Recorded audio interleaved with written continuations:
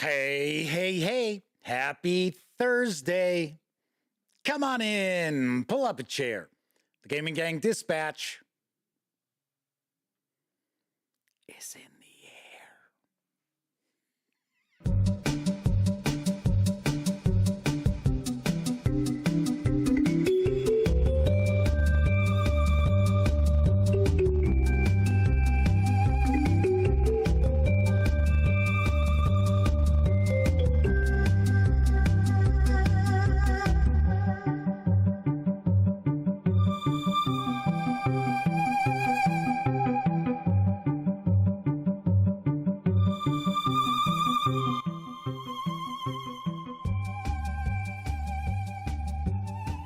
Howdy, gang, and welcome once again to the Duct Tape Studios.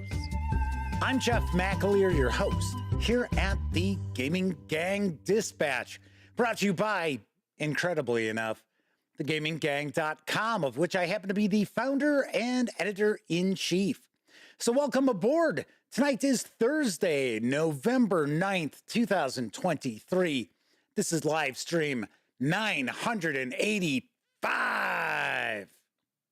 Just think 15 streams away, counting this one, from 1,000 live shows. Zoinks! Hey, that's not even counting all the other videos that I shoot too. Anyway, if this is your first time joining me, or maybe you're not overly familiar with this show, let me point out, super casual around here. We just hang out talking about the latest in tabletop gaming news, and then I take a first look at a tabletop game, be it a board game, role-playing game, or every once in a while, once in a blue moon, I do share a live review. Now, tonight we are going to wrap up Savage Worlds Week, because on Tuesday we took a look at the core rulebook for Savage Worlds. Then we dove on into Deadlands, the Weird West, on yesterday's show. And now we are going to have a super duper sized show, especially if last night was a super sized show. This has got to be super duper sized, because we are going to take a look at, if I can get, I mean, this is actually a very heavy, it's not very heavy, like I can't lift it very heavy, but if I just reached over and tried to grab it and pick it, it's got to be about 10, 12 pounds, maybe. That's my guess. So we are going to take a look at Pathfinder for Savage Worlds. That's right. Two great tastes in one. It's two mints in one. This is the ultimate core. So my understanding is you do not need the core rulebook. That's part of the rule book here. I don't know that for certain. We're going to find out. We're going to be diving on in. And then after that, we will take a peek at the Pathfinder 4 Savage Worlds Companion. So plenty on tap tonight. Now, if you happen to be tuning in because you were looking forward to the live unboxing, do want to point out we tackled the tabletop gaming news first around here. So, if you are tuning in live, you're not familiar with the show, just kick back, relax, put your feet up. We'll get there. Don't worry. Probably be about 35 minutes, but we'll get around to it. I promise it'll be worth the wait. I can't honestly promise that, but, you know. But if you are watching this 30 minutes or more after the show has ended, there will be timestamps. So if you're the impatient type and you just gotta get to that first look, you'll be able to use the timestamps. They are located in the show notes, or depending on the device you might be watching this on, could be right there in the timeline of the video. But you can jump past tabletop gaming news, although I personally would not, because there's some really cool news tonight, as every night here on the Dispatch. Also, when you're not watching videos on the Gaming Gang channel, be sure to visit thegaminggang.com for all the latest in tabletop gaming news, reviews, and a whole lot more you will not find here on the YouTube channel. You know the drill. Get your geek on at thegaminggang.com. Lastly, because this is a live show, there is chat available. It's not on screen. It's one of the ways I keep some of the more unusual commenters at bay. And you must be a subscriber to the channel for at least 48 hours before you can take part in chat. Yet another way I keep some of the more unusual commenters at bay. But if you want to say howdy, maybe you've got a question, comment, maybe there's something about Pathfinder for Savage Worlds that you want a closer look at, then by all means, chime in. I will do my best to respond. So I do see chat is off and running. First out the gate tonight, one of our chat moderators, that's right, Flaming Huron, is with us from Australia. And a little more local, we've got our friend the Madman. That's right, the Motor City Madman's hanging out with us. Also happens to be a chat moderator. Martin 7W, as well as Kathy Evans, are hanging out. So is Roger Perdome and Testy Trekkie.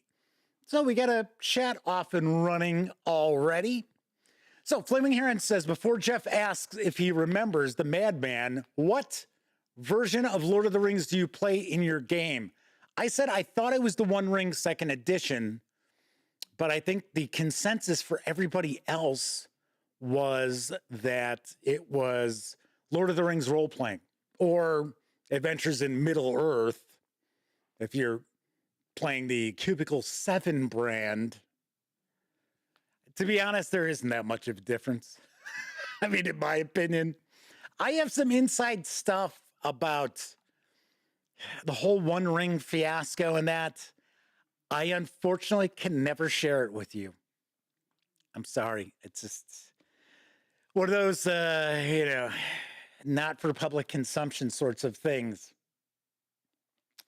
But let me just say, I don't think Cubicle 7 turned out to be all that upset, seeing that they are the ones that walked away from the, well, it wasn't an agreement anymore. The license had expired. They walked away from the negotiations. And I don't think people realize that. I think the folks who own the gaming rights to Tolkien's work thought that they broke off negotiations, but no, it was Cubicle 7. And that is not something that I can't tell you. So there you go. Kevin King's with us. Good to see you. All right, so we'll just see what the Madman has to say. But we're going to jump on into the news because once again, as I pointed out, this is going to be a super duper sized show. Now available from Capstone Games is Weimar, The Fight for Democracy. And here's the skinny. On the 9th of November, 1918, the cold autumn air in Berlin is full of tension. The workers are planning to strike, and since the city is full of troops, they do not know if they will survive that day. 3 hours later, the German monarchy does not exist anymore, and the first German democracy is born. Weimar, The Fight for Democracy is a game about the major actors in the spectrum of the new republic.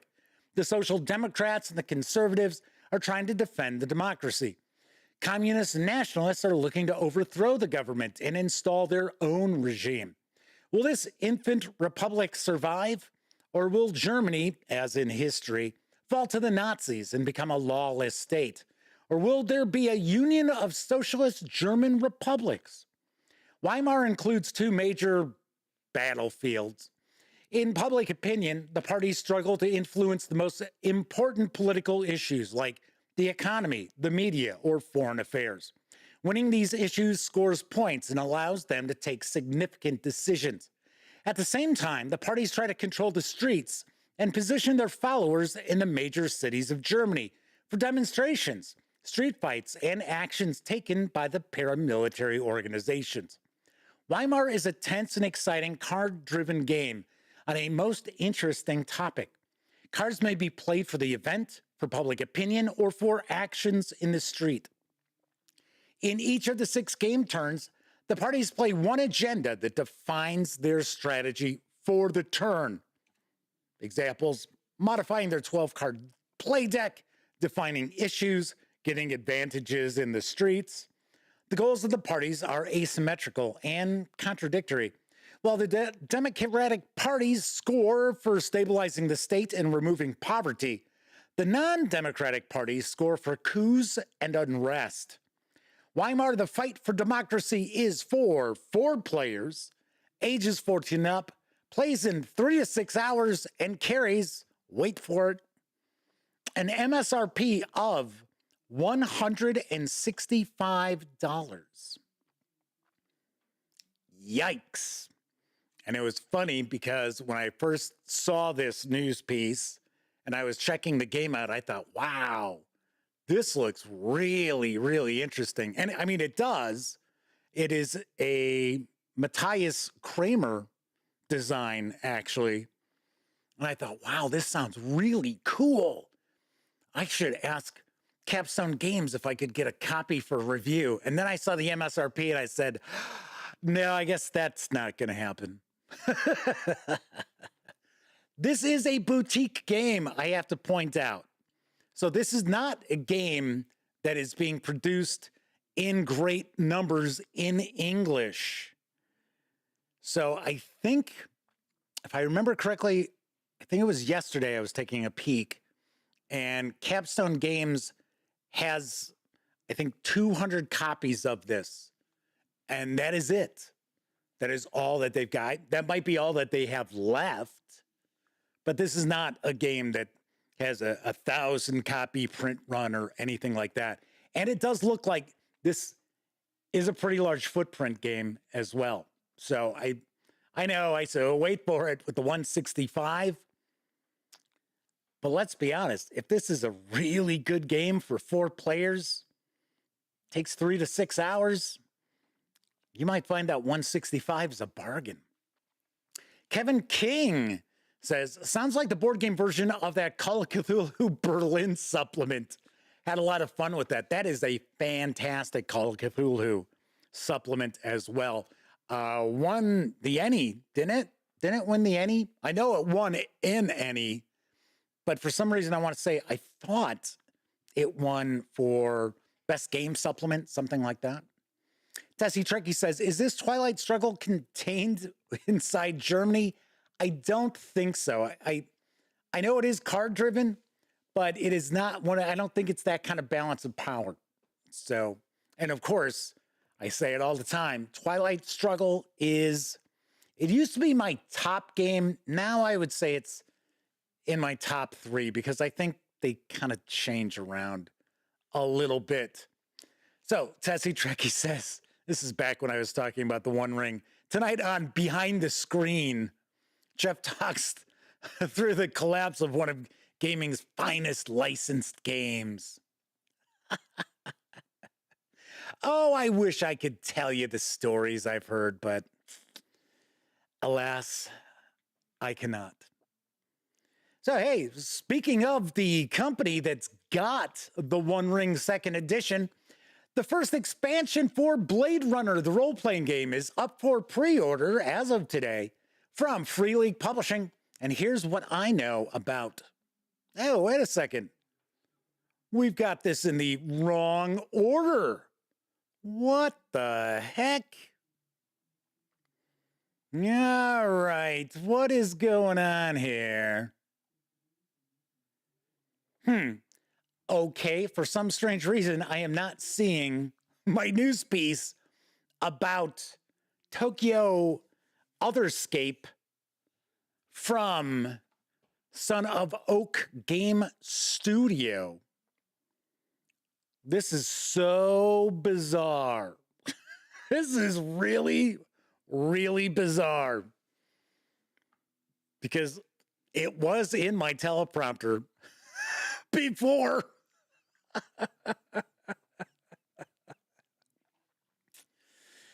Okay.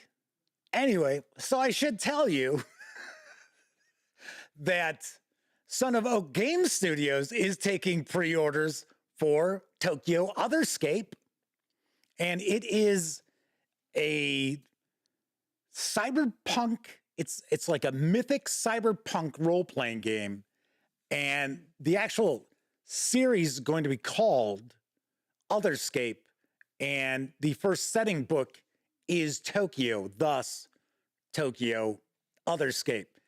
It is built on the same mechanics which drive City of Mist. Remember, I was talking about how I hadn't talked about Son of Oak Game Studio in, I don't know, a couple of years maybe. And I believe it was a Kickstarter for this project was the last time I talked about them. And now we've had news pieces from them on 3 consecutive days. We shall not have any next week, as far as I know. Anyway, this looks pretty cool. You can get the box set, which you will see right there. All that contains, I believe it is the core rule book, the setting book for Tokyo, pre-gen characters, dice, and it is available for $99, and it is supposed to ship in February. So there you have it. All right, so our next news piece should be the correct news piece now. Maybe. Martin 7W says, technical difficulty. Yes, a little bit. Although I have never had a news piece that I pasted into the teleprompter just disappear on me. That's kind of weird. Anyway, the first expansion for Blade Runner, the role-playing game, is up for pre-order from Free League Publishing. Look, there it is. Here's what I know about Fiery Angels. Free League Publishing today launched a pre-order with immediate early access for Case File 02, Fiery Angels, the first official expansion to the award-winning Blade Runner, the role-playing game. Follow the same deluxe format and packaging as Case File 1, Electric Dreams, which was included in the Blade Runner role-playing game starter set. Case File 2, Fiery Angels, features a thrilling new investigative scenario and a host of in-world handouts, photos, maps, and more. You may recall when I did my first look video and my review, I was really impressed with all those handouts. They were really nicely done and really did go a long way towards immersing your players into that adventure. This new investigation starts off with the Blade Runners assigned to question a suspect arrested while trying to infiltrate the Wallace Corporation memory vaults. The case leads the team down a perilous path that explores the boundaries of replicant technology and its consequences. The player characters need to contend with an array of physical, mental, and moral challenges. Case File 02, Fiery Angels, is a standalone adventure, but also continues story elements from Case File 1, Electric Dreams. Written by Tomas Hanenstam and Joe LaFavi, lead designers of the Blade Runner role-playing game, or I should say Blade Runner, the role-playing game. Fiery Angels is packaged in a deluxe box set, which includes a beautifully illustrated and detailed scenario book with locations, characters, events, and leads to follow. 11 handouts, including a variety of in-world artifacts and Esper photos. 7 full-color maps. A custom manila envelope for the players to keep their evidence safe in. As well as 14 high-quality custom cards for non-player characters. The pre-order gives immediate access to all of the above content in PDF ahead of the physical release early next year. Blade Runner, the role-playing game, Fiery Angels, carries an MSRP of $39.99. I will point out you can pre-order from the Free League Publishing website. That is how you're going to get your hands on that PDF. Price is a little bit lower than that. So it's about $36 and odd change because of the exchange rate. But the MSRP will be $39.99. As far as I understand, as of earlier this afternoon, this is not available yet on DriveThruRPG. And that I've noticed is kind of the modus operandi now for Free League Publishing. They used to like put the PDFs up for sale on Drive-Thru RPG pretty much right when they started taking pre-orders for stuff. Now they've kind of backed off on that.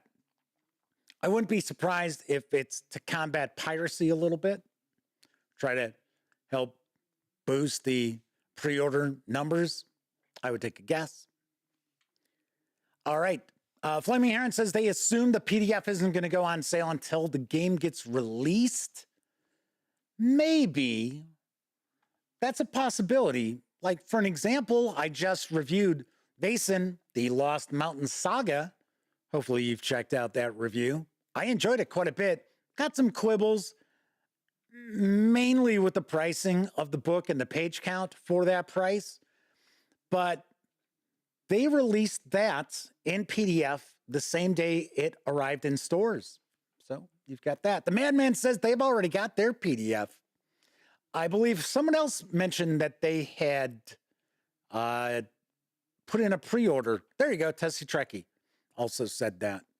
Flaming Heron says, yeah, gotta say this Kickstarter went off the rails. A bit of inexperience with how many people were required. That I'm not aware of, to be honest. I wasn't aware. I know I had shared a news piece back when the Kickstarter was running. I was not aware that they had some difficulties with this at all. Usually Free League Publishing's pretty good. But yes, I could see where the demand for this probably came out of left field a little bit for them. Final news piece of the night. There's a new adventure for 5e Dungeons & Dragons, and no, I am not talking about Planescape. It is available in PDF from Arcanum Worlds and Wizards of the Coast. Here's the lowdown on Chains of Asmodeus. Arcanum Worlds presents Chains of Asmodeus. Chains of Asmodeus is a 286-page source book and adventure for the Nine Hells, written by legendary game designer James Olin and award-winning author Adrian Tchaikovsky. I think that's how it might be pronounced. This book is beautifully illustrated with haunting art from a variety of artists. Travel through the Nine Hells to save your soul in this tome that includes over 50 high-challenge monsters, stat blocks for Asmodeus, Lord of the Nine, and all major archdevils, over 20 infernal magic items, new item corruption mechanics, and details on all layers of the Nine Hells with beautifully illustrated maps created by John Stevenson.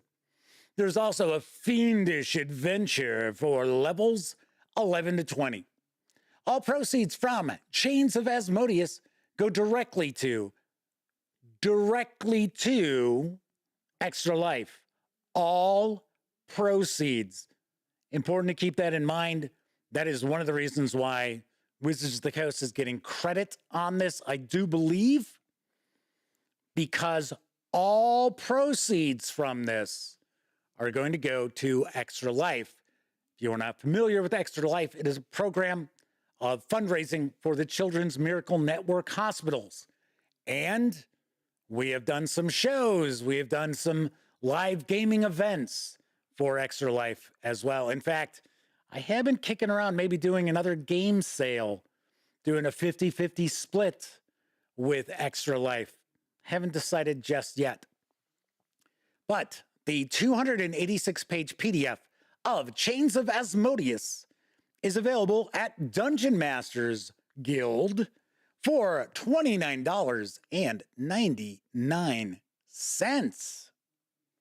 Sweet, looks good. It looks good. I wouldn't be shocked if it's far better than the adventure that comes with Planescape. Oh, you're going to have to check out my review tomorrow. Oh, yes. Oh, yes. All right, that is it for the news tonight. Of course, I was just talking about Dungeon Masters Guild. Of course, if you're going to go to any of the One Bookshelf sites, be it Dungeon Masters Guild or Drive-Thru RPG, Storyteller's Vault, Wargame Vault, what have you, please stop by thegaminggang.com first. Click on one of our banner ads. That way, if you happen to make a purchase, I get a small portion of that sale. And all those nickels, dimes, and quarters really do add up and help keep thegaminggang.com around. They really, really do. Also, if you like this video, if you dig the channel, if you find thegaminggang.com to be a valuable resource, hell, if you just like what we do, you can always swing on over to paypal.me/thegaminggang to make a small donation. Hell, you can buy me a 2-liter bottle of soda.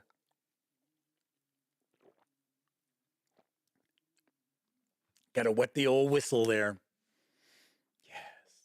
And I should point out, our friends, the Madman, as well as Roger Perdome, very recently swung on by paypal.me and made not small donations.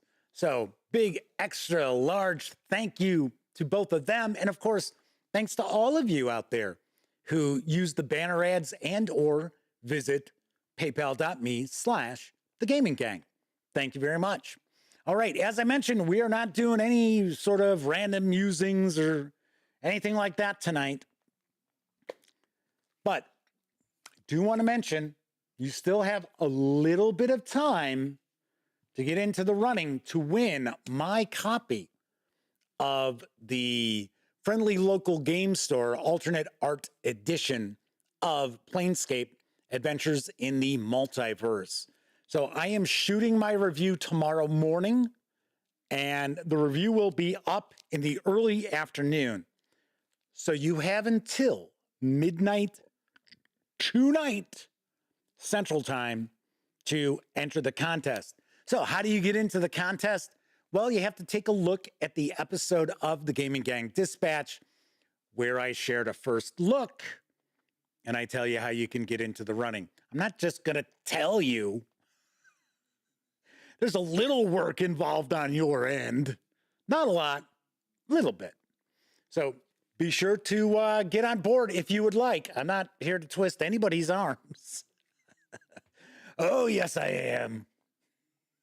So we are going to be diving on in and taking a look at Pathfinder 4 Savage Worlds. We're going to crack open the massive Ultimate Core Box and also look at the companion in just a few moments. But first, I think it's time for a brief intermission. It's intermission time, folks. Time out for a delicious snack in our sparkling refreshment building. Every item a fresh, appetizing taste treat. What are you doing here? You ought to be outside with the rest of the kids. This is where Thanksgiving really begins, isn't it, Edgar? Well, now, if you're referring to the aroma of roast turkey, I concur. No, Ray, I was talking about the kitchen. It looks like a real center of hospitality. Did you say hospitality? Uh-huh. That's one thing we're always prepared for around here. Help yourself. Wouldn't this be a good time for you and your guests to have Coca-Cola, too? Yes, and Coca-Cola is so delicious, so refreshing, so tempting to any guest when you bring out those familiar bottles with tiny beads of moisture running down their frosty sides, assuring you that the Coke inside is really ice cold. And the good, the gracious, the friendly homes of America are always prepared for hospitality, not only on Thanksgiving Day, but every day, all the year around, no matter who comes to call or who happens to drop in.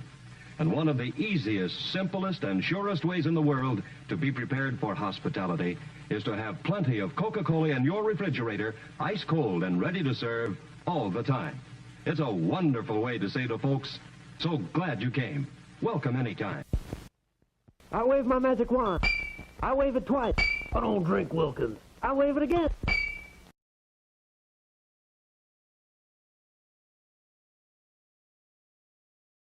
It's wild! It's crazy! It's silly! Let's go on a silly safari. Lots of fun, a silly safari.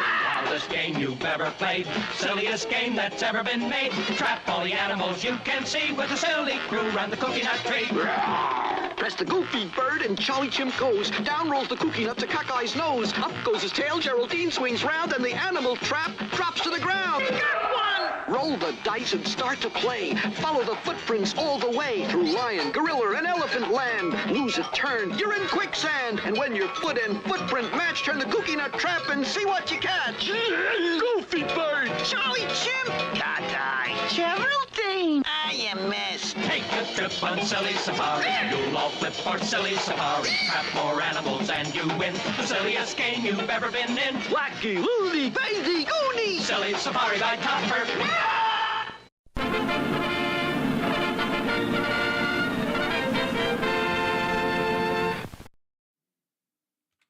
Hopefully none of you out there are high watching that last commercial during our brief intermission. Not real sure why those kids are making those weird faces and stuff. I don't know. Mike S. is with us in chat. Welcome aboard. Thanks for joining us. All right, so tonight we are going to wrap up Savage Worlds Week with a dive on into the Pathfinder 4 Savage Worlds Ultimate Core Box Set, as well as the Pathfinder 4 Savage Worlds Companion, which are both from Pinnacle Entertainment Group in a partnership with our friends over at Paizo Inc. Should mention, the Ultimate Core Box Set carries an MSRP of $199.99, and the companion MSRP is $29.99. So let's swing on over to the other camera because, of course, obviously enough, we're going to take a look at the Ultimate Core Box Set first. So here we have it. Before we dive on in, do want to mention my friends over at Pinnacle Entertainment Group were kind enough to provide me with these review copies, but neither I nor anyone else affiliated with the gaming gang has received any other sort of compensation for me to share this coverage with you. Very important these days that you know that. We're also not going to look at each and every page, each and every card inside here, but I do want to give you a really good feel for what is in the Ultimate Core. So, also should point out there's going to be an adventure, I believe, in here. We'll flip through that a little bit. So we might encounter some spoilers accidentally. So my apologies if that happens. If you are a player and your game master has picked up Ultimate Core or Pathfinder 4 Savage Worlds. We discussed this a little bit last night because I was kind of curious if it was I guess I can say port, right? Most people understand what that means, of the first or second edition of Pathfinder. And we do have some folks in chat right now who are very, very familiar with Savage Worlds. The Madman and also Kevin R. Smith immediately jumped to mind. And I believe both of them also have Pathfinder 4 Savage Worlds. So we were talking about it a little bit. I'm really excited. I'm really curious because I like Pathfinder. I know people out there, even with second edition, that call it Mathfinder, which really, it's just as much math in Pathfinder as there is 5e D&D. And I'm curious to see how this is adapted for Savage Worlds. Kevin R. Smith says they're actually more familiar with Savage Pathfinder. I know we're not supposed to call it that. That's not the official name. I almost called it that, and I made sure to catch myself. Although someone last night said even folks from Pinnacle Entertainment Group say Savage Pathfinder. But I'm kind of curious to see how this is adapted, and especially the magic. That is the big thing I'm curious about. So, experience the amazing fantasy world of Golarion in a new way with Pathfinder 4 Savage Worlds. Paizo's award-winning and best-selling setting can now be played using the fast, furious, fun Savage Worlds rule system. This Ultimate Core Box contains everything you need to play. The core rulebook contains the complete Savage Worlds rules. There we go. So now we know. Don't need to pick up the core book. Revised and tailored for Pathfinder. No other rule book is needed. Well, right there it says it. The bestiary book contains 128 pages of classic fantasy monsters to challenge your heroes in their quests. The trifold screen keeps the GM's secrets from prying eyes, and a host of other accessories provide everything from initiative cards to sample characters to dice. With this box, the world of Galarian awaits. Join the Pathfinders and explore its mysteries. My guest says, actually, they use the term Savage Pathfinder in the rule book. Oh, okay, cool. All right, let's get this open. All right, what do we got first? We've got the map of the Inner Sea. Oh, we got templates. So we actually have the blast templates from the core rulebook. All right, nice. Got various different decks. Oh, look at this. We got an action deck. Remember last night when we were taking a peek at Deadlands, the Weird West, I was kind of surprised that there wasn't an action deck in there. So we got power cards. We got a quick chase deck and status cards too. Taking a guess, our books are underneath that. So first thing we're going to take a peek at is the map of the Inner Sea. So one of the things I thought is pretty cool as far as taking a look at Pathfinder for Savage Worlds is that I really never got into first edition Pathfinder. Just Paizo and I went back and forth, and I interviewed Eric Mona a couple of times, and just, I don't know. I don't know what the deal was. Maybe they weren't all that keen on reviewers or something at a certain point. And there are companies like that. There are companies who are like, well, you know, we'd prefer just word of mouth from our customers and stuff. And hey, that's fine. But I think I've only got one first edition Pathfinder book, and it was towards the end of the run. I think it was the horror book or a cult book.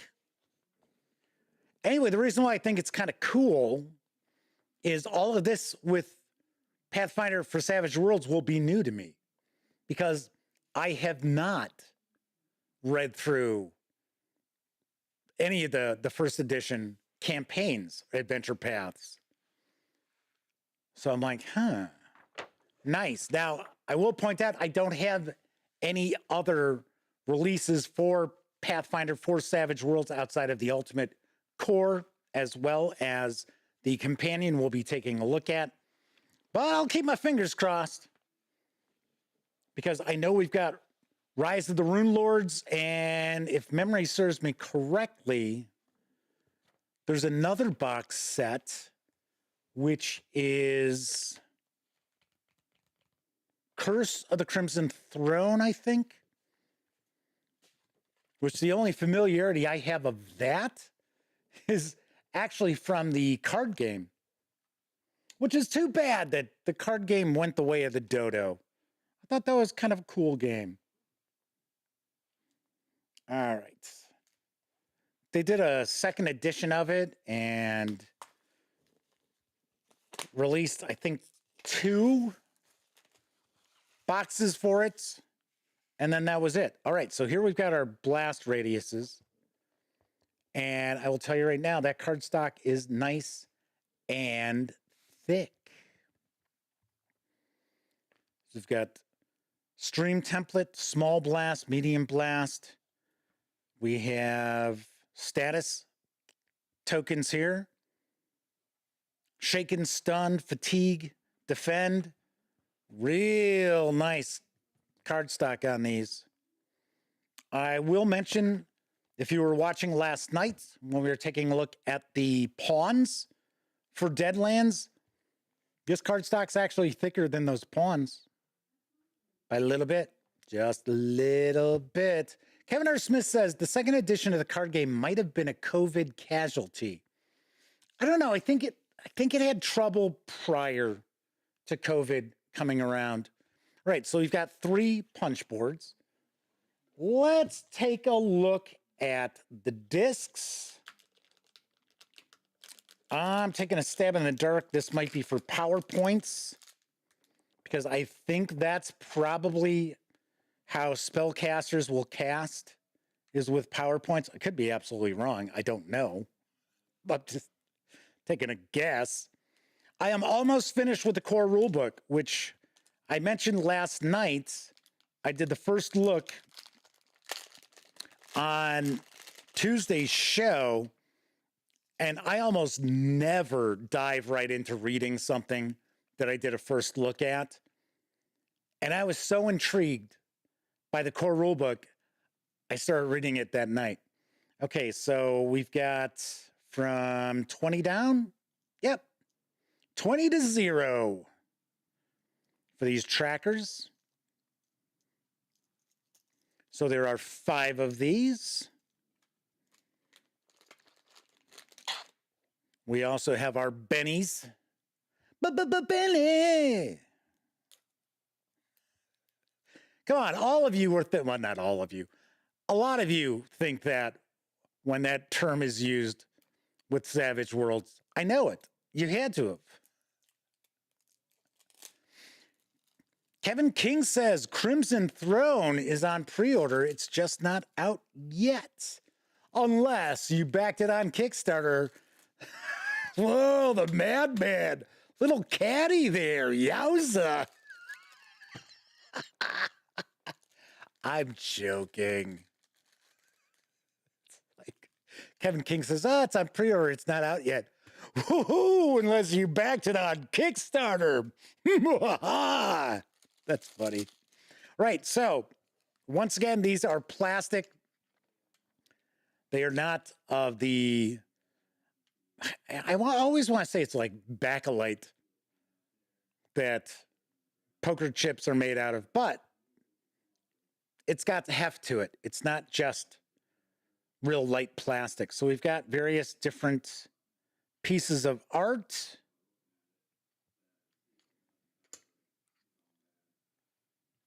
And I'm guessing we've got about 25.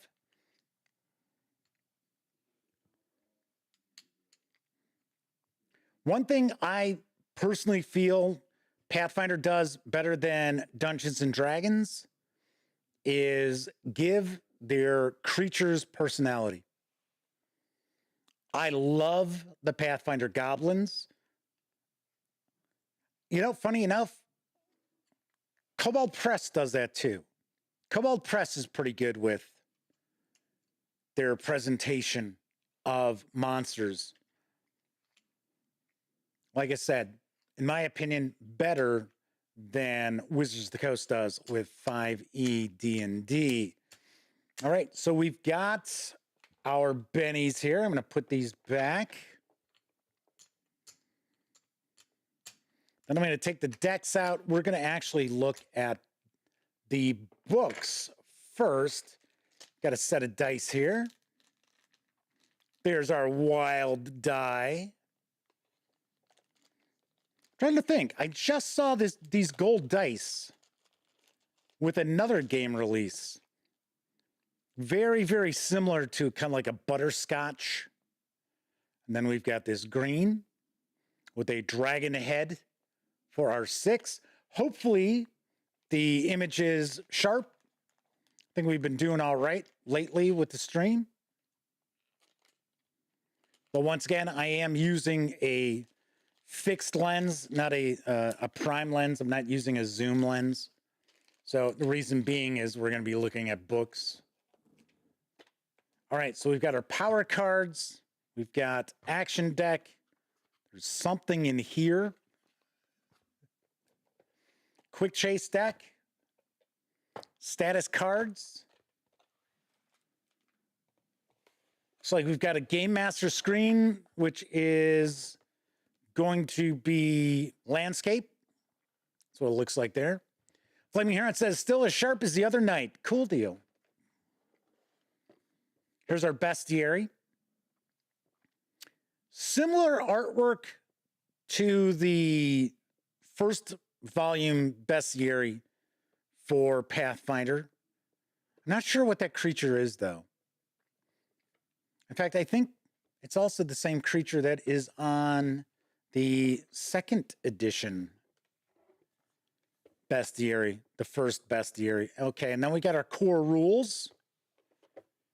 So let's move this stuff. Kind of curious what is in this. What is in this box? Looks like more decks of cards. Oh, archetype cards. Set 1. Because I know someone had mentioned that Pathfinder for Savage Worlds does use classes, which I would think it would, even though Savage Worlds does not use classes. They do use kind of like archetypes. Okay, so take a look at this first. Badman says GM screen isn't very tall, but does the job. Yeah, I was going to say this is actually pretty short as a landscape. There's our adventure.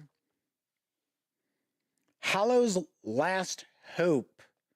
We'll take a look at this last, as far as the books go. Let's see what we've got here. Combat options, situational rules, damage, injury table, fear tables, social conflict, reaction table, object hardness table, schools of magic, new special abilities. And we have different artwork on each of the outer panels. Cool. I'm sure a lot of this artwork has appeared in previous Pathfinder releases. Okay, let's jump on into the core rules.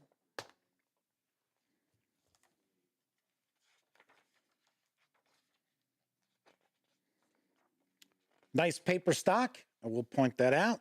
I'm going to move my hobby knife so it doesn't stab me in the hand. Don't.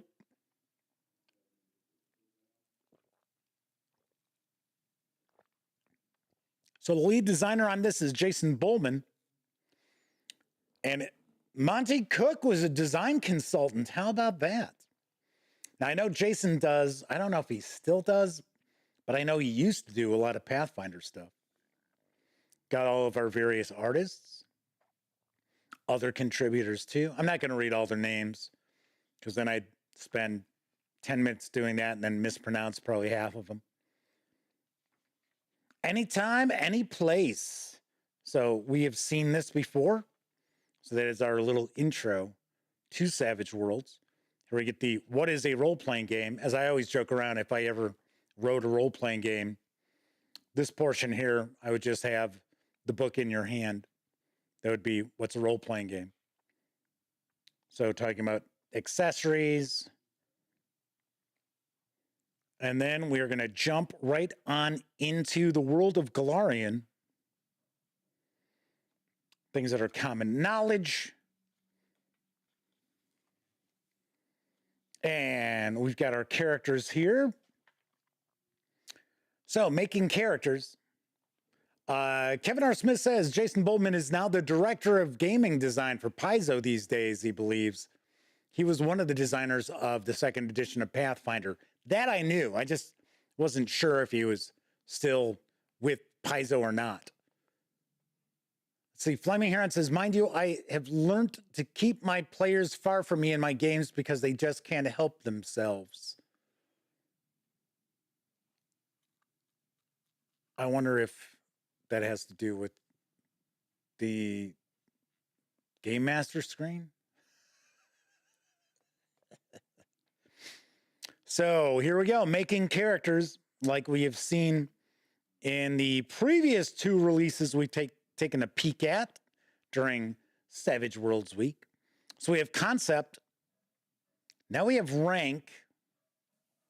You know, for some strange reason, I thought I missed rank when I was taking a look at the core rule book. And I was like, wait a second, where's the rank part? This was right up front. Starting with experienced characters. So we've got ancestries, our hindrances, traits, edges, gear, background. We also have deities and alignment. So the conflict between good and evil is a core theme in any Savage Pathfinder game. There we go. Savage Pathfinder. Man says rank is every 4 advances. Oh, kind of like the raises. You might also want, okay, sorry. Typically, heroes fight for good, but not always. Alignments in Savage Pathfinder indicate the general moral compass of a person, creature, or organization. Where alignment is listed, it is a tool for the game master to identify the broad outlook of that entity and how it may interact with others, including the adventurers. When choosing an alignment for your character, you decide what ethical path he will follow, guided by the edges and hindrances you choose to define him. Nice. I got to be honest. I normally do not see a discussion of alignment where it's saying that, well, you know, it's just a general moral compass. A lot of times people are just, with role-playing games that have alignment, they are just too wrapped up in it. I got to be honest. I think alignment is one of these concepts that probably belong in the past. And yes, I get it. You've got magic items and spells and things like that that are tied to alignment. Yeah, okay. So we've got our character creation summary. Now, if you have not watched the last 2 live shows and maybe you're not familiar with Savage Worlds, it is an interesting mechanical system. So rather than rolling D20s and things like that, Flaming Heron says, yeah, I have to agree with you. Martin 7W says chaotic neutral is the best alignment. Yeah, you can kind of do anything.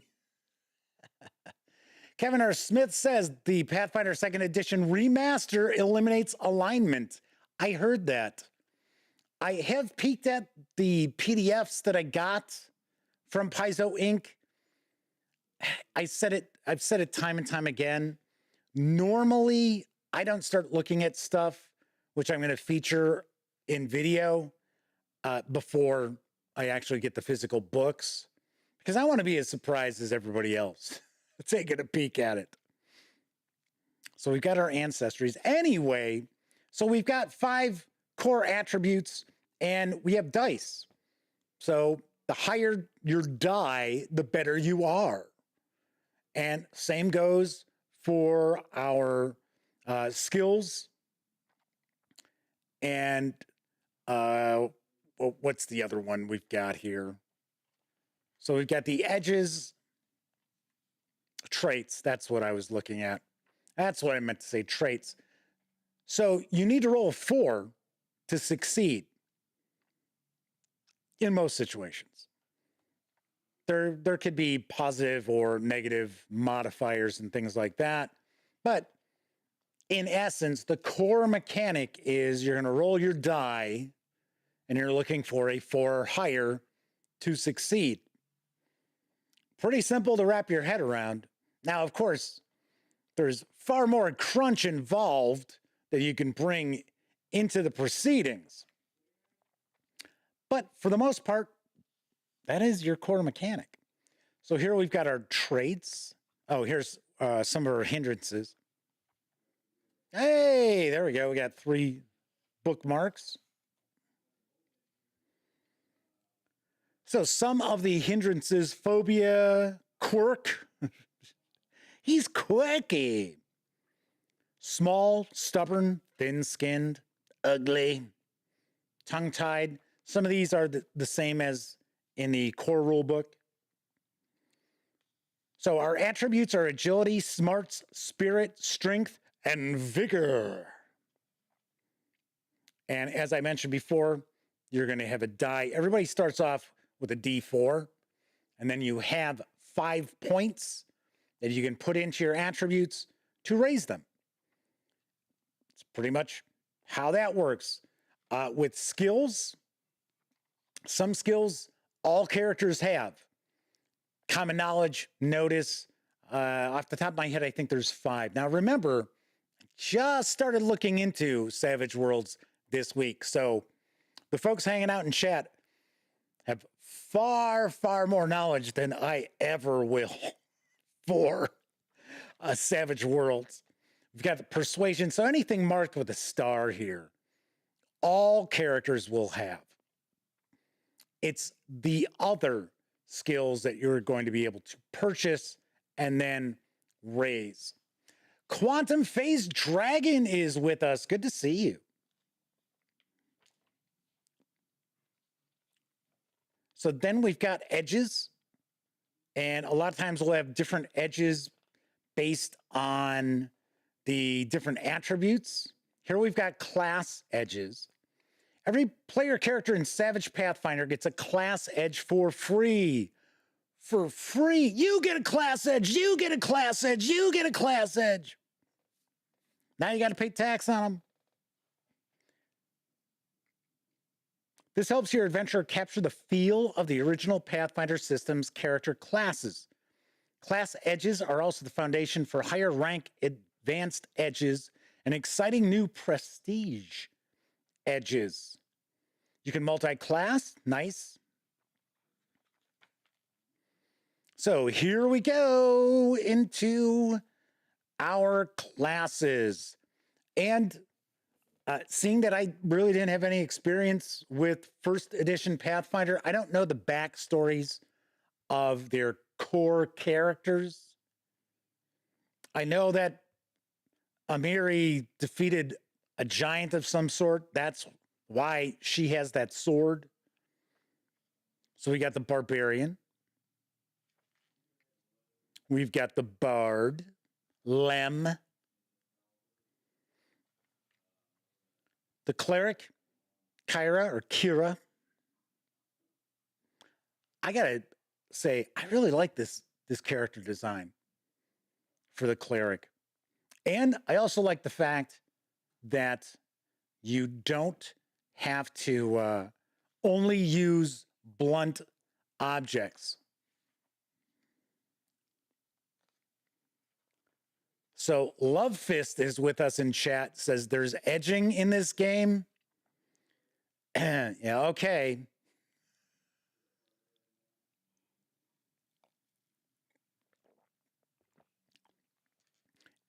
I feel the band hammers. The band hammers might be coming out. So we got the deities and domains. It says a cleric must choose a domain appropriate for the deity she serves.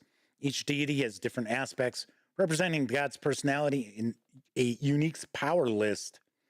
When choosing powers, a cleric can choose from this list in addition to the list of powers available to all clerics on page 48. We got Valeros the Fighter, Sejan the Monk, Sela the Paladin, which now they're called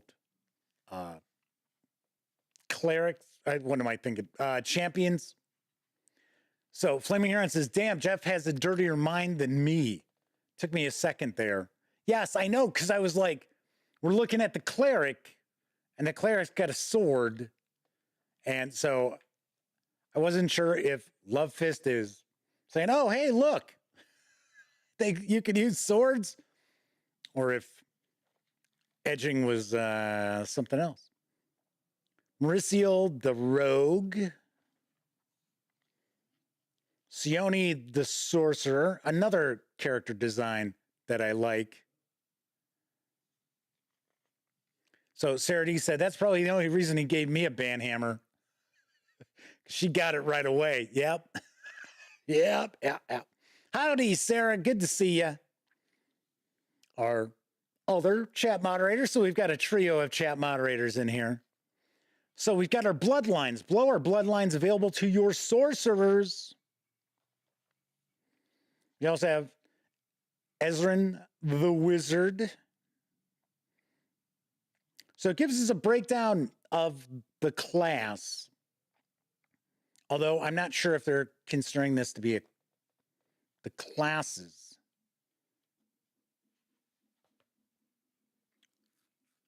And then we're getting an example of that class. So we have an advancement track. Oh, and I see there's where we have our ranks, it looks like.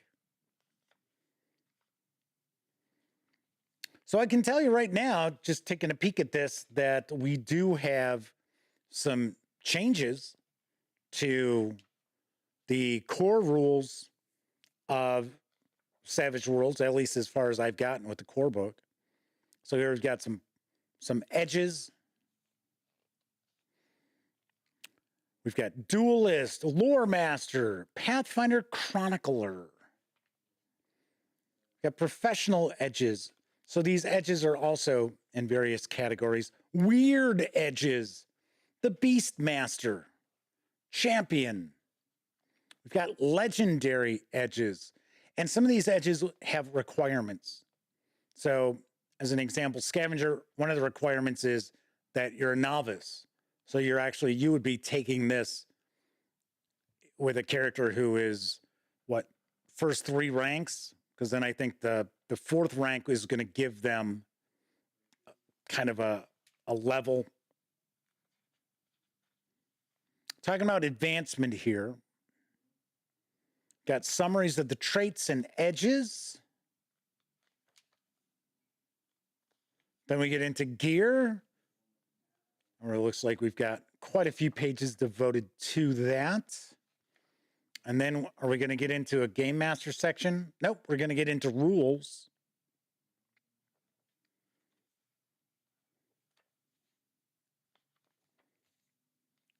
Situational rules.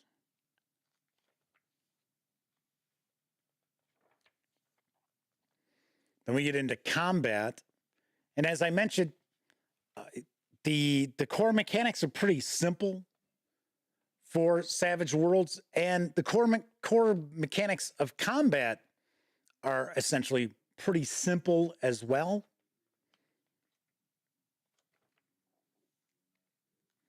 But we also have quite a few various different, I would say there's the sort of things that are just going to come up on occasion. We got a section about downtime. Situational is actually the word I'm looking for. Got mass battles. Quick encounters. Then we start getting into powers. This should be where we've got our magic. And this is where I'm really curious what we're going to see with this, because in Savage Worlds, you have power points. So I would guess that your spells are going to cost you power points. Just a guess. Kevin King says, I've been in Pathfinder 1E combats that lasted hours. This looks like it might be quite a bit lighter and faster. I'll tell you one thing. I don't care what role-playing game it is. I will never run a combat that lasts hours. Because, for one, I like to get things done at the game table. I'm running campaigns. Like, for an example, I'm in the midst of my second run through. It's been decades between the second and the first, but of Massive Nyarlathotep. And I'll tell you right now, there's no way in hell that I would sit there and have an hour-long combat, because it's like, we got too much stuff to do. There you go. Flaming Aaron says, I got better things to do with my time. Man says spells cost power points. You can also spend more to extend range, have additional damage dice, etc. And then, can't you spend a Benny to recharge your power points? I do like the concept of Bennies. And I do find that it is quite different than, say, Inspiration in 5e or various different currencies that players earn in other games, I really like the different stuff you can do with the bennies.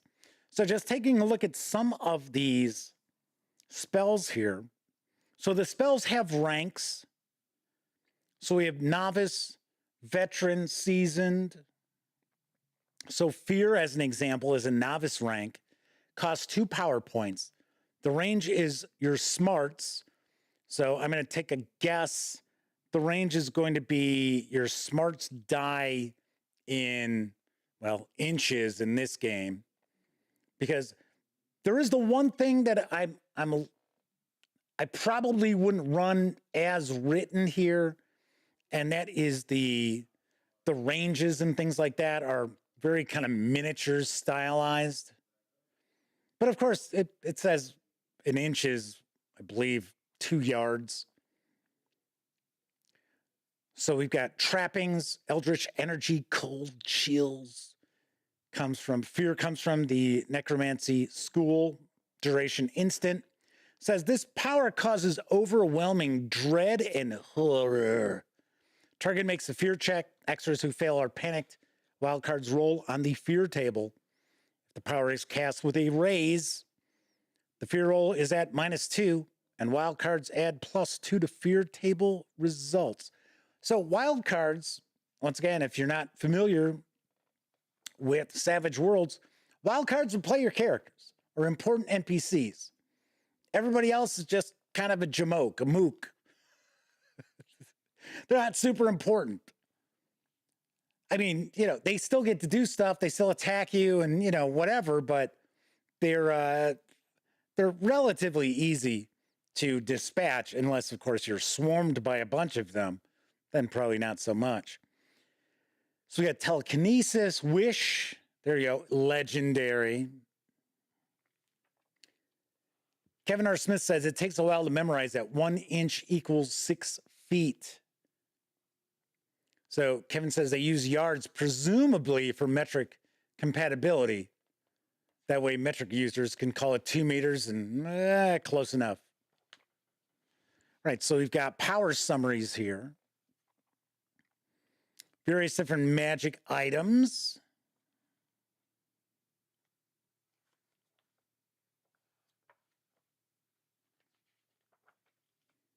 There's quite a few magic items there.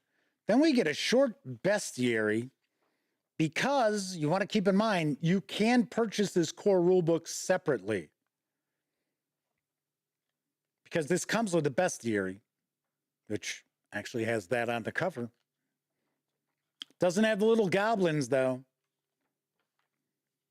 So it's giving us the various different powers, abilities.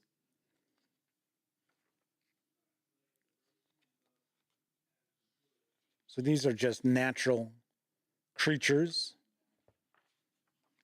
So did we even get a goblin in here? No, we didn't. So there really isn't much to this bestiary.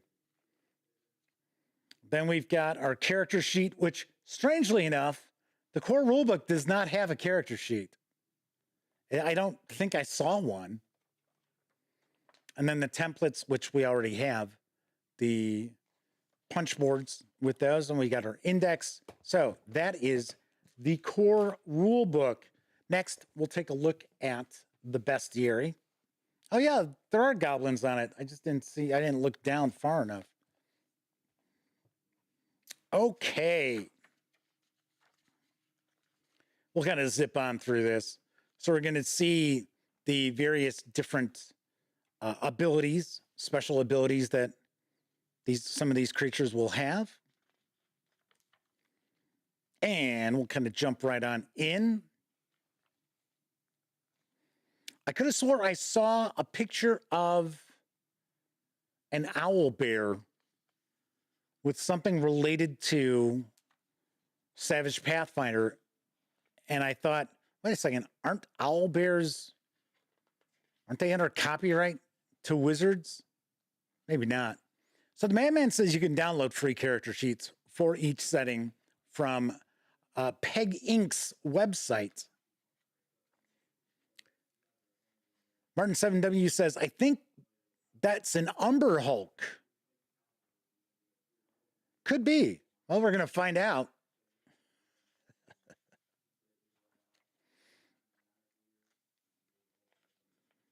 Looks like we got a decent amount of artwork in here. We've got a few pages devoted to dragons. That's nice.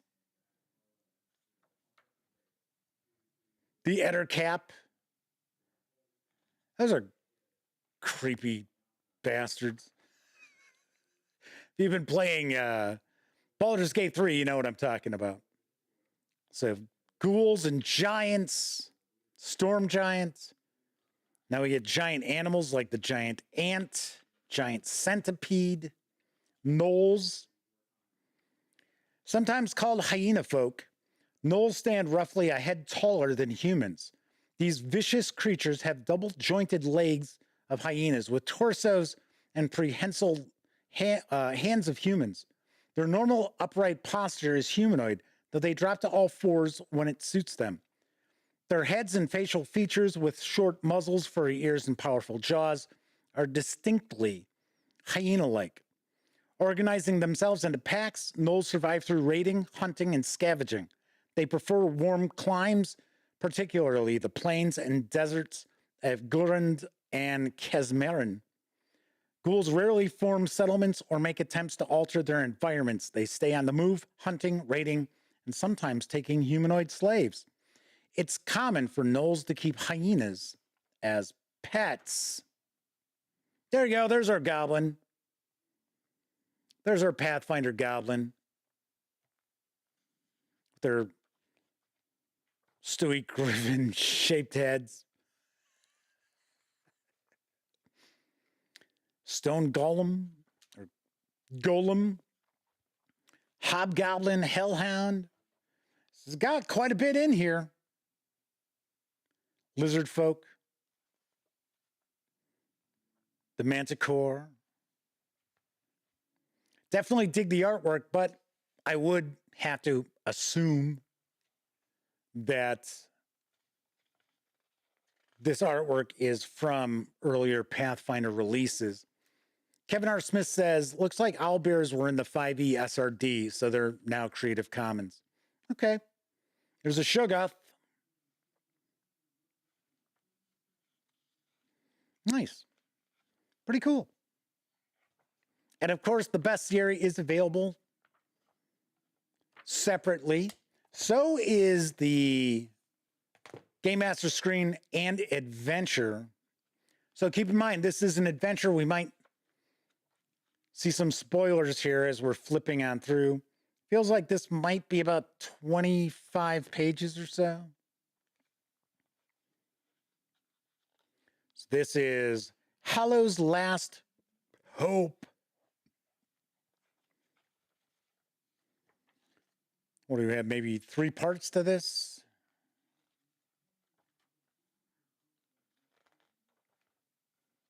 The Ruined Monastery. Dun, dun, dun.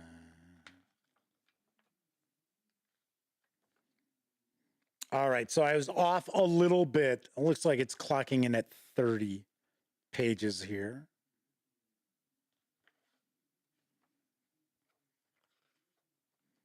Yep, and we get some GM notes here.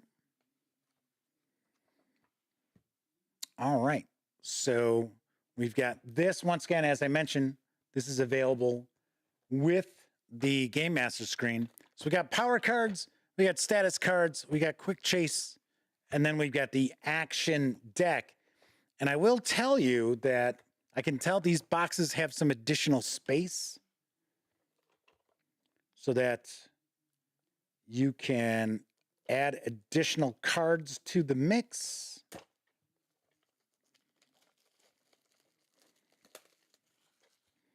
Just going to get all these open at one time. Probably just be easier to do it that way. And I'm pretty sure these are available separately also.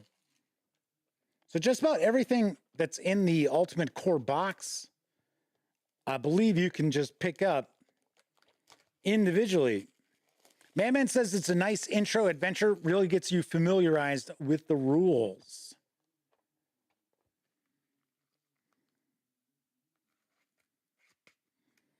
All right, so we got our action cards. And I would say these are pretty large here. Not sure how easy it would be to get your hands on some sleeves for these.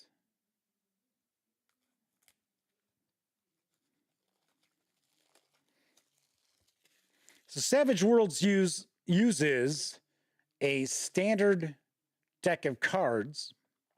Of course, this is going to have a bunch of Pathfinder artwork on them. And one of the main things that the cards are used for is for initiative in combat.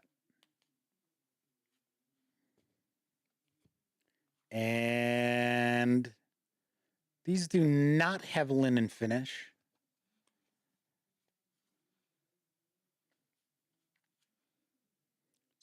Give you a peek at some of these. Yes, and then we have the Jokers, which are actually good. You want to draw a Joker. It allows you to go at any time in the round. So there are other uses for these cards also. Kevin R. Smith says, so I can see Hollow's Last Hope lasting a couple of sessions or more, depending on how much the players role play. Kevin says they ran it at a con. They had to cut stuff to stay in the 4-hour slot.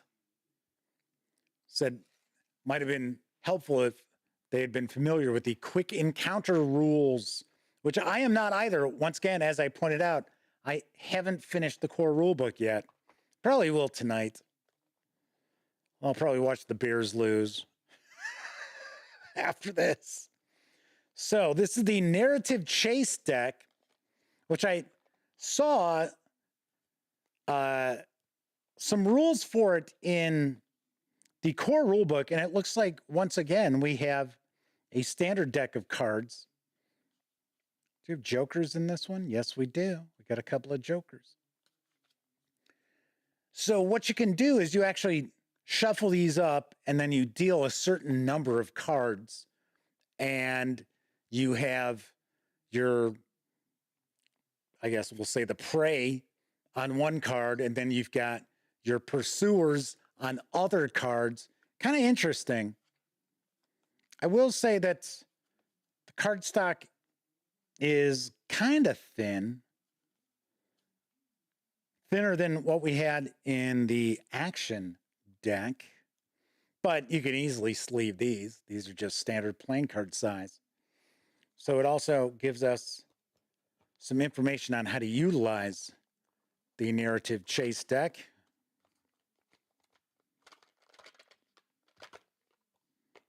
Guess I'll put that back in here. Got status cards.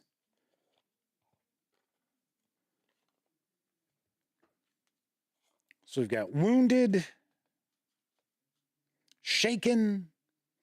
So shaken is essentially you're kind of banged up, you're a little foggy, so you can only perform free actions. And if you're already shaken and you're shaken again, you're going to take a wound. So the damage rules are relatively light. So we got fatigued, distracted. Huh? What was that? Ooh, candy. Ooh, candy. Vulnerable, bound, and determined. Stunned. So Kevin King's asking those out there who play Savage Pathfinder if they use any of the decks beyond the action deck. Now, I know we've got some folks who supported this on Kickstarter. So Kevin R. Smith says, I believe all you can do if you're shaken is make a check to try to get rid of shaken. I don't know, because I could have swore I saw that you can do free actions if you're shaken.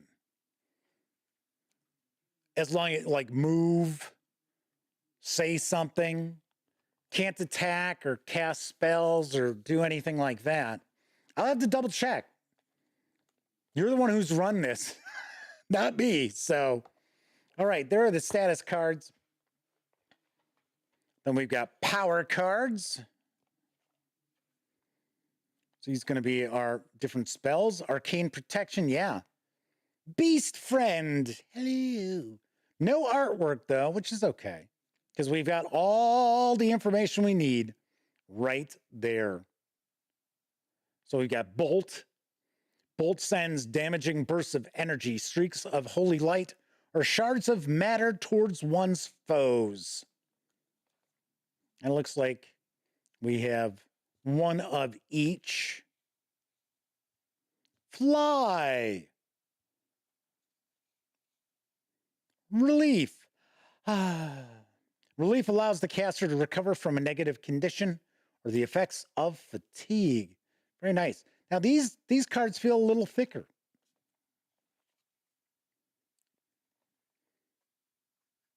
So the madman says he believes I might be right as well. You can also spend a Benny to eliminate Shaken immediately. I was going to say, I thought there's also once again, I just started looking over these rules. And remember, I have so many role-playing games bouncing through my head.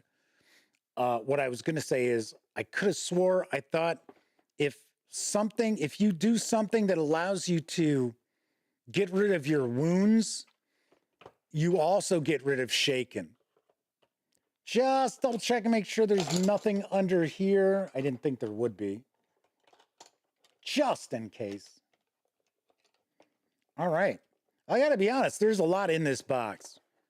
And truthfully, I think you are getting value here, especially considering the pricing of game books these days. Of course, I am going to review the Ultimate Core box set. So I will not be reviewing these items separately. I will be reviewing these all together. So we've got the decks of cards. We have got the core rulebook. Well, hold on. Let's do this. We've got the bestiary. No, let's see. I was like, wait a second, Jeff. That is not how these things went in here. All right, so we have the bestiary and the Game Master screen. I'm going to put the adventure in here. We've got the core rules. Then I think this goes in. I'm trying to close this thing up. Keeps popping open. There goes, put the dice in there. So then we've got the decks of cards.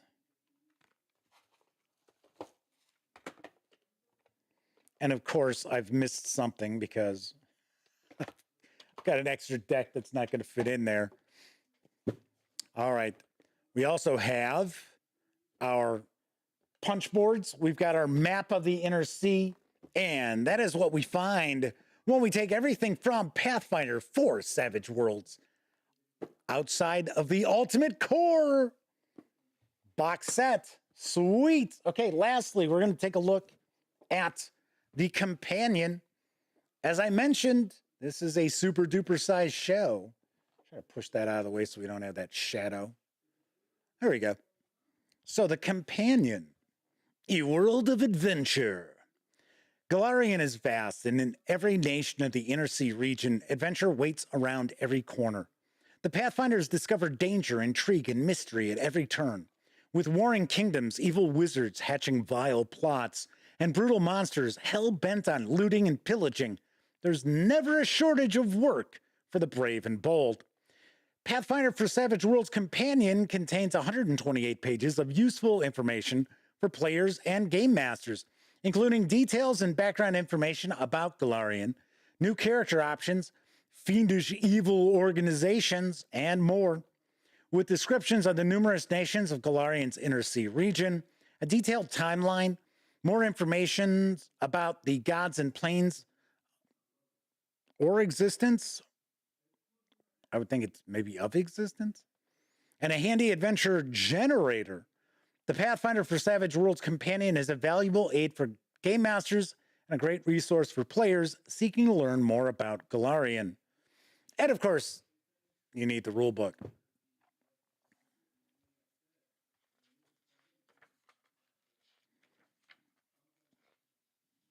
So we get a bit of an introduction here.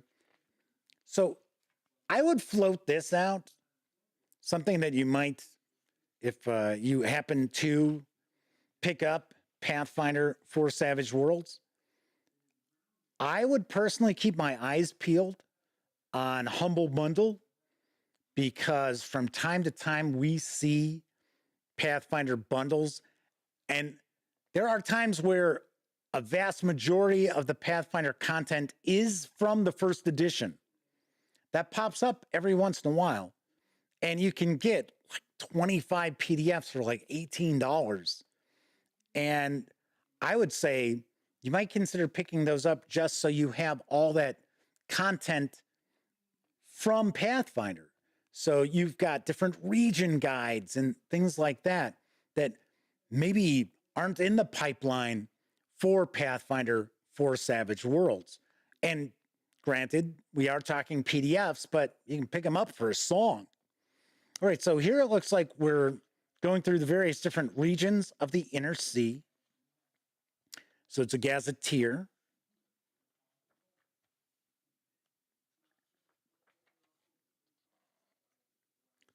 The Moangai Expanse.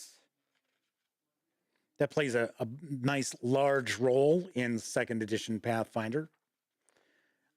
What I find kind of interesting too is second edition Pathfinder is not in the same timeline as first edition. All right, Sarah D's rocking on out. Good to see you, Sarah. We'll see you next week. Enjoy your weekend.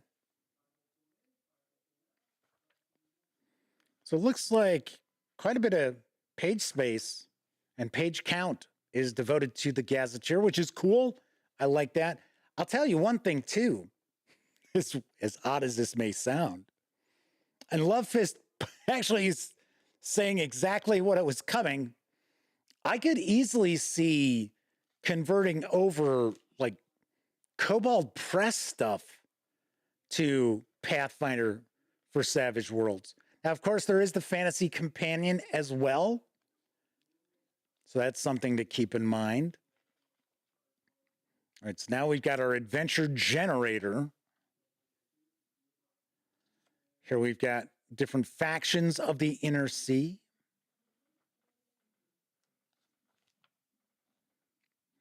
The Hell Knights.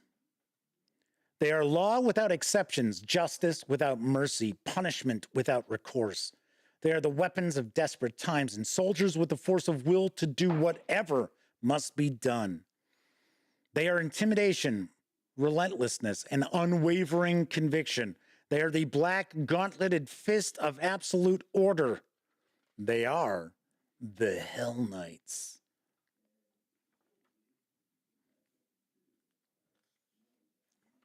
Sweet. So we've got adventuring in the Inner Sea. So it looks as if we're getting some discussion based on each class. So as an example here, paladins are a rare breed. Few people volunteer for a life of hardship and peril in the service of the religion. Not all of the Inner Sea's faiths maintain orders of paladins. And it goes on talking about some of the different faiths. Rangers are particularly common in Avestan.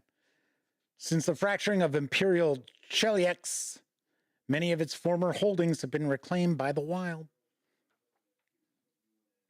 So we've got some new prestige edges. Harrowers, Hell Knights.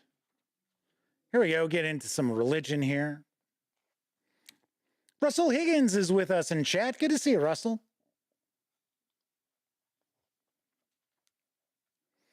You know what I would really be interested in checking out, because I'm such a Fritz Leiber fan, is the Lankhmar books for Savage Worlds. I'll have to find out what the fine folks over at Pinnacle Entertainment Group have thought of the coverage so far. We'll find out. They're like, we're never sending you anything again, man. It's pretty cool. Hell, there you go. The Maelstrom, Nirvana. Deck of Many Things, there we go.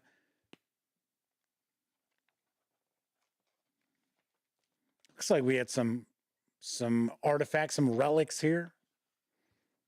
And then we've got our index. All right, so that is the companion for Pathfinder for Savage Worlds. And as I mentioned before, I will have a review of the Ultimate Core box set, and then I will do a separate review for the companion book here. So lots on the horizon. Very, very nice. I'm digging all of this Savage World stuff.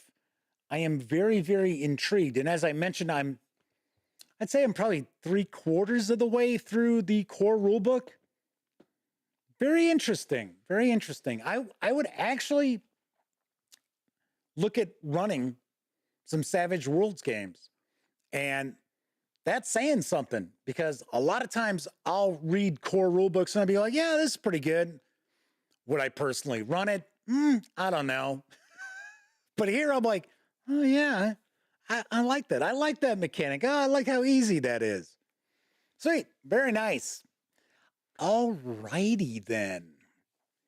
So lastly, once again, you still have a little bit of time to get into the running to win my copy of the Friendly Local Game Store alternate art edition of Planescape Adventures in the Multiverse from Wizards of the Coast for, obviously enough, Dungeons and Dragons. I will be shooting my review in the morning. The review will be up in the probably early afternoon. So you've got until midnight Central Time to get into the running. As I mentioned before, you have to watch the first look video. I tell you what you need to do to enter the contest. So it's easy. I never make my contest difficult to join. Alrighty then. So that is it for this time out. As far as what's coming next week, I don't know. I don't know yet. I've got plenty of stuff, but if you've been watching this week, I had mentioned that the remastered books, the first 2 remastered Pathfinder books, are either going out this week or next week. So if I do get those over the weekend, then, or on Monday, we're going to be taking a look at those next week. Otherwise, we'll probably just wait till the week that they get here, and I've got other goodies. So I've got board games, I've got role-playing games that we can dive on into as well.